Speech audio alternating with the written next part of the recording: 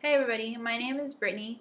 For my educational giant, I did E.D. Hirsch Jr. That's short for Eric Donald Hirsch Jr. He's best known for writing cultural literacy, what every American needs to know, and he's the founder and chairman of the Core Knowledge Foundation.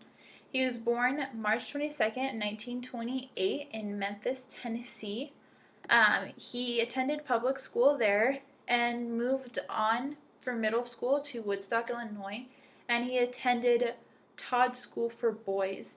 He graduated there with his high school diploma, and he moved on to attend Cornell University. So, a fun fact about at Cornell is he began as a chemistry major, and he started going some literature lectures and just kind of some things for fun. That's when he really found out that he was interested in literacy and English, and he changed his major. And he ended up graduating from Cornell as an English major. After that, he went to Yale and he received a doctorate at Yale in 1957 in English and literature.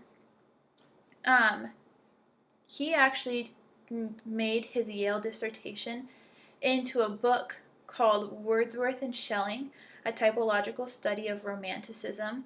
And this was published in 1960. And this was the first book he had of a lot of them to come. He also taught at Yale, and he specialized in Romantic poetry and literary theory. He taught there for about 10 years doing that, and then he got an offer to go to University of Virginia and teach there. So he did. He moved to University of Virginia, and he was teaching there. During this time, he was writing books the whole time, and he has several of them. The most popular is the Cultural Literacy book, and he has several versions of that he has updated. The first one was really popular because he came out with the idea that children in the United States are being deprived of the basic knowledge that will enable them to function in contemporary society. And this really shocked everybody, and I think this is what made him most popular at first. And he went on with this, and while at the University of Virginia, he began studying the literacy rates and literacy testing of the students at the University of Virginia and the community college nearby. And he noticed that they were very similar in their testing scores, but students attending the University of Virginia had a better background knowledge in their testing. So their reading scores were higher than the students attending the community college. And he believed that that was because the students attending University of Virginia had better knowledge of that. They had the base to lead on to understanding those things better. With all this information, he founded the Core Knowledge, and this really is his biggest thing right now. And he founded this in 1986, and he has done a lot of research, and it really led to it, and it applies to students preschool through 8th grade. And pulled right off of his website, he describes Core Knowledge as it provides a core curriculum that is coherent, cumulative, and content-specific in order to help children establish strong foundations of knowledge grade by grade. It helps everyone get a base knowledge for their schooling, and that's what he's trying to do with this. One of his quotes is knowledge builds on knowledge. He is telling everyone that you have to know some things to keep on learning, and that's why he wants to do this, so that kids, as they're going through primary school, that they may be able to learn the things they need to know as they go off into high school and college. Some of the benefits and critiques of this have made it really stand out. Benefits of this is just that it's really organized and specific, so that students are all learning what they need to know on the base of the knowledge that they need. With this, he's done many studies, one of which was in Maryland, and it was a 3-year study of 5 schools that had implemented Core Knowledge and the Core Knowledge sequences, and 5 schools who had not implemented this. And the schools that had, over that 3 years, their literacy rates rise and their testing scores had rise, and they were all above national standards. This has really led him on and been ammunition for him. He also has stated that it's better college preparations and gives them a better base knowledge to move forward with their learning and academic careers. And it also has planned out lessons for students, and it's the sequences, or planned out lessons for teachers, and that's known as the sequences. And these sequences are really in depth and minute by minute what you should be teaching at each and every moment.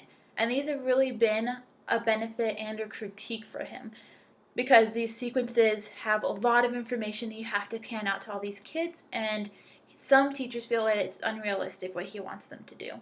Um, Another critique is that it's not individualized at all, that it doesn't take unique learning styles into consideration, and it doesn't really adapt to students who need different help. It's also very traditional. Students are sitting in their desk, reading off the board, taking notes, and there's not a bunch of exploratory projects or critical thinking or deep thinking projects. It's mostly notes, and what the teacher says goes. A lot of people have said that it really ruins creativity, and he definitely does not think this, but they've said that because they're not really thinking out of the box and trying to learn more, they're just being told it, they're getting ideas that they don't have to.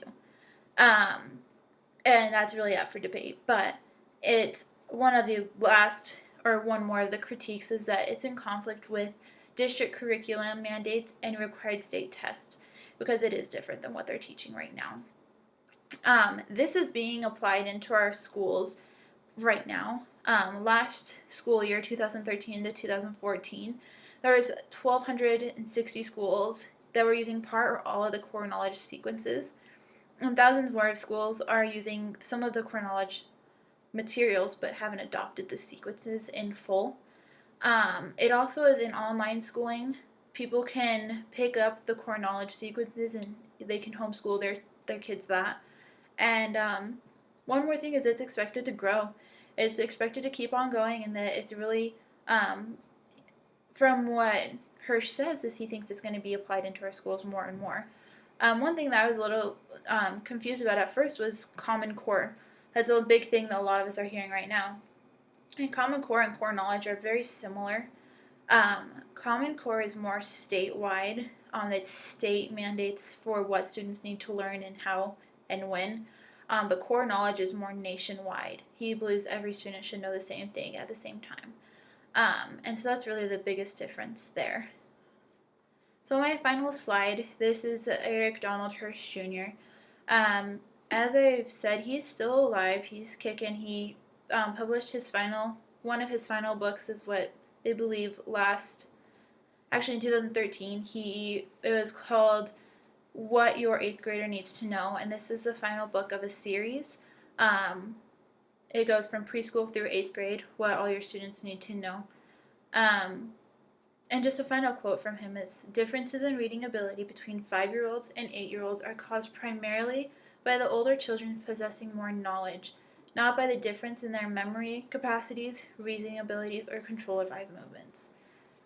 So this is really just his overall believing. He doesn't think that learning just comes to you. He thinks that it's more of possessing more knowledge, that they have to learn more so they can learn.